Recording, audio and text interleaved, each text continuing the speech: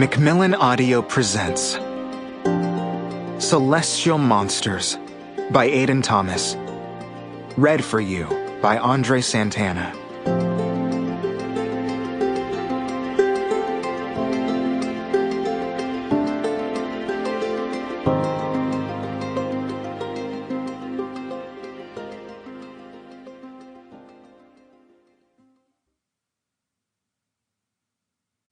To Alex Abraham, whose voice, humor, and genius can be heard in every page, this book wouldn't exist without your help.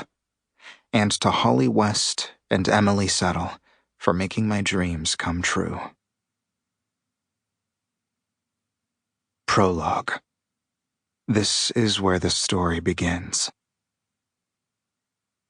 Not all gods were created equal. First, Sol shaped the Golds, who were powerful but ruled by vanity. Second, Sol crafted the Jades, who were kind but ruled by duty. Third, Sol forged the Obsidians, who were clever but ruled by cruelty.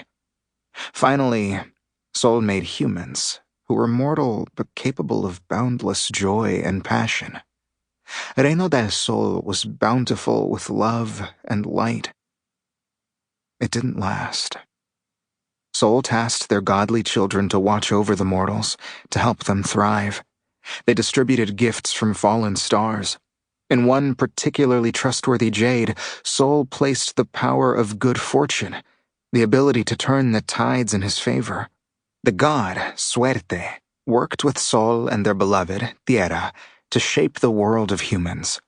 Suerte showed Agua where to carve the rivers. He guided the estaciones into periods of sun and rain to nourish the crops.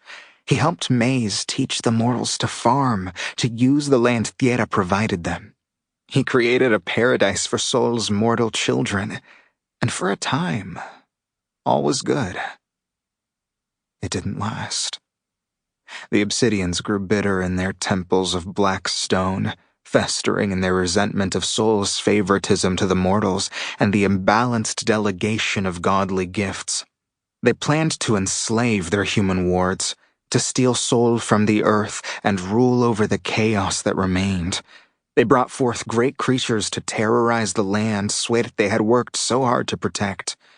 All he had helped build was brought to ruin. And so, fortune fell. A new god rose from the ashes, Mala Suerte, bad luck. A deity made to fight back. He rode out with the Golds in battle and razed the Obsidian cities to the ground.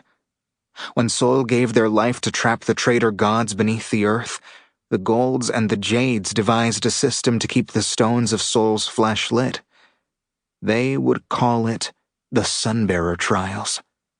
It was a chance for children of the gods to show their worth. It didn't last. Chapter 1. Shio. Don't you get it? I don't need your help. I don't want you to save me. I am Obsidian, and this is our revenge. Shio spat his final declaration as he was swallowed by the nebulous dark Chaos had conjured.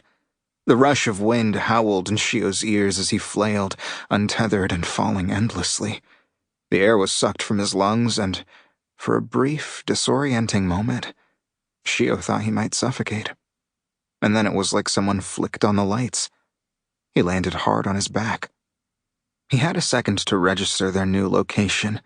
Wet stone soaking into the back of his shirt, the smell of damp moss and the relieving cool of being deep underground, the throbbing in his right hand, before the world exploded with movement all around him.